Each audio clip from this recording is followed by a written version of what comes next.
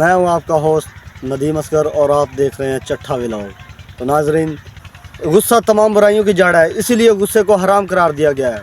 गुस्से में इंसान तलाक़ें देता है और गुस्से में ही इंसान लड़ाई झगड़ा करके कत्ल गारत करता है। आज हम इसी गुस्से पे मबनी एक ऐसी और खौफनाक दुश्मनी की दास्तान सुनाने जा रहे हैं जिसमें एक 10 साल बच्चे ने कैसे सैकड़ों लोगों को कत्ल करके एक ख़ानदानी दुश्मनी की बुनियाद डाली। नाज़रीन, ये दास्तान है थाना नवा लाहौर के एक नवाही गांव धुनीपुर की, जहां पे एक 10 साल बच्चे ने सैकड़ों लोगों को कत्ल किया और एक ख़ानदानी दुश्मनी की बुनियाद रखी। और उसने कैसे ये सब किया, चलें आगे चल के आपको बताते हैं। अजीम उर्फ जन्नू एक 10 साल बच्चा स्कूल से आता है और रास्ते में देखता है कि उसके बाप को चंद लोग मार रहे हैं और बुरी तरह मार पीट रहे हैं। वो रोता चिल्लाता हुआ अपने बाप की तरफ भागता है और उन लोगों से मिन्नत समाजत करता है कि मेरे बाप को छोड़ दो, मेरे बाप की ज़िंदगी बख्श दो। लेकिन वो लोग इतने बेरहम और संग दिल होते हैं कि उसके बाप को मारते हैं और उस बच्चे को भी साथ में मारते हैं और आखिरकार मार मार के उसके बाप को कत्ल कर देते हैं और उसकी माँ और बहन को पकड़कर बाज़ार में खींच लाते हैं, बालों से पकड़कर घसीटते हैं और उन्हें बेआबरू और बेइज्जत करते हैं।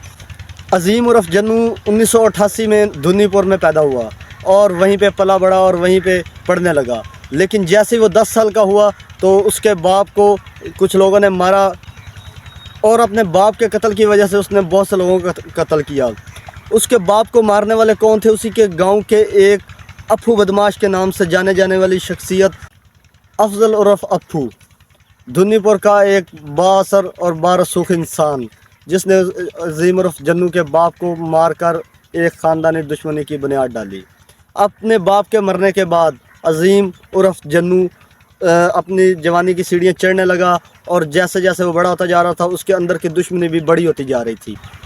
जन्नू जैसे ही अपनी जवानी की सीढ़ी के पहले पाए पर था तो उसने अफजल और अप्पू के लोगों पे अटैक करना शुरू कर दिए, जिसके नतीजे में अफजल और अप्पू के लोगों ने जन्नू को मारकर उसकी टांगें तोड़कर उसे नहर में फेंक दिया और बाद में उस पर झूठे मुकदमात करके उसे जेल में भेज दिया। जेल में उसकी मुलाकात शाकी से होती है। शाकी झंग का रहने वाला था।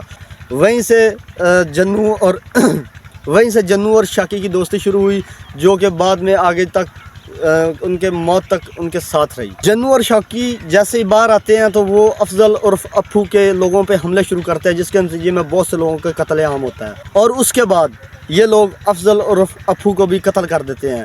जन्नू और शाकी की ये कत्ल गारत जैसे ही बढ़ती है तो मुतलका थाना नवा लाहौर के SHO इस्मतुल्लाह को इसकी खबर लगती है और उसे सख्त से सख्त कार्रवाई करने के अहकामात जारी होते हैं। इसी दौरान शाकी जन्नू को पिनन के गांव में लेके आता है, जहां पे उसका एक जानने वाला बदमाश होता है और उसे बोलता है कि जन्नू को अपनी शागिर्दी में ले लो, और वो शाकी की बात मानकर उसे अपनी शागिर्दी में ले लेता है। इस तरह जन्नू एक प्रोफेशनल बदमाश और गुंडा और एक कातल बन गया। जन्नू बुनियादी तौर पर रहमदिल और लोगों का मसीहा माना जाता है। जैसे ही जन्नू को खबर लगी कि SHO इस्मतुल्लाह उसके ख़िलाफ़ कार्रवाई करना चाहता है और कार्रवाइयाँ कर रहा है तो उसने इस्मतुल्लाह को धमकी देना शुरू कर दी और इसके नतीजे में थाना नवा लाहौर की हदूद में एक पुलिस मुकाबला हुआ जो थाना नवा लाहौर की हदूद से निकल कर थाना मोचीवाला के करीब पहुंच गया। ये पुलिस मुकाबला 5 घंटे पर मबनी था।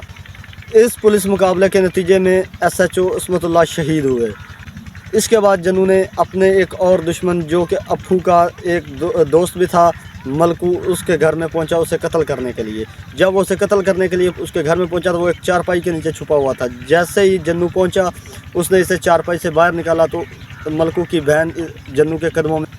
तो जन्नू ने मलकू से बोला कि अगर मैं चाहूँ तो जिस तरह तुम लोगों ने मेरी बहन और माँ को बेआबरू और बेइज्जत करके गलियों में बालों से पकड़ कर घसीटा था तो मैं भी तुम्हारी बहन के साथ ऐसा कर सकता हूँ, लेकिन मैं इतना बेगैरत नहीं हूँ, मैं ऐसा बिल्कुल नहीं करूँगा।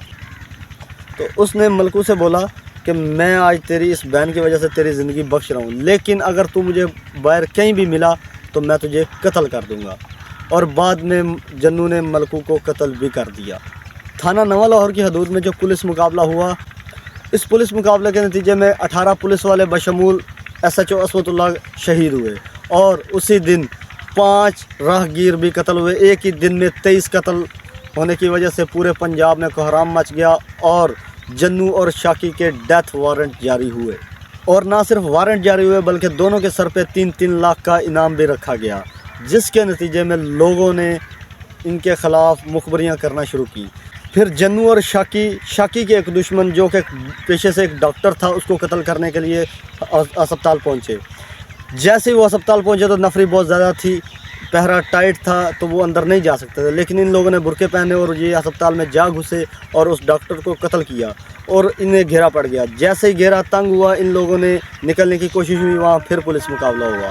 اسی پولیس مقابلے میں شاکی قتل ہو گیا اور جنو کو 3 گولیاں لگی۔ جنو بہت زخمی حالت میں تھا لیکن وہ پولیس سے بچ کے بھاگ نکلنے میں کامیاب ہوا۔ آگے جا کر جنو گر گیا بے ہوش ہو کے۔ اس سے پہلے کہ پولیس وہاں پہ پہنچتی، ایک رحم دل انسان نے جنو کو اٹھایا اور وہ اسے اٹھا کر لے گیا۔ وہ جنو کو نہیں جانتا تھا، اس نے جا کے جنو کا علاج کروایا اور جنو صحت یاب ہو گیا۔ اس واقعے کے بعد جنو نے پولیس کے ساتھ اعلان جنگ کر دیا۔ جنو اور پولیس کی اس لڑائی میں کئی بے گناہ پولیس والے بھی شہید ہوئے۔ جنو ویسے تو عام قد و قامت اور جسامت کا مالک نوجوان تھا، لیکن اس کی دہشت پولیس میں ایسے تھی کہ پولیس نے وردیاں پہننے بھی چھوڑ دی تھی۔ یہ بات ہے 1996 کی، جب جنو شاکی کے قتل کے بعد شاکی کے گھر اس کی ماں سے ملنے گیا۔ جنو شاکی کی ماں کو اپنی ماں کہتا تھا اور شاکی کی ماں بھی اسے اپنا بیٹا ہی سمجھتی تھی۔ جنو جیسے ہی شاکی کی ماں سے ملنے گیا اس کے گھر پہ، تو وہاں پہ اس کا چچا بھی موجود تھا۔ شاکی کے چچا نے چائے میں نشیلی دوا ملا کر جنو کو بے ہوش کر دیا اور اسے قتل کر دیا۔ جنو کو تقریباً 27 گولیاں لگی تھی اور اس طرح ایک جرم کا بادشاہ اس جہان فانی سے چلا گیا۔ تو جی ویورز، آپ نے دیکھا کہ غصہ کیسی چیز ہے۔ غصہ اسی لیے حرام قرار دیا گیا ہے، جس سے خاندانی دشمنیاں پیدا ہوتی ہیں اور نسلوں کی نسلیں برباد ہو جاتی ہیں۔ کئی گھر اجاڑ دیے جاتے ہیں اور کئی ماؤں کے چراغ بجھا دیے جاتے ہیں۔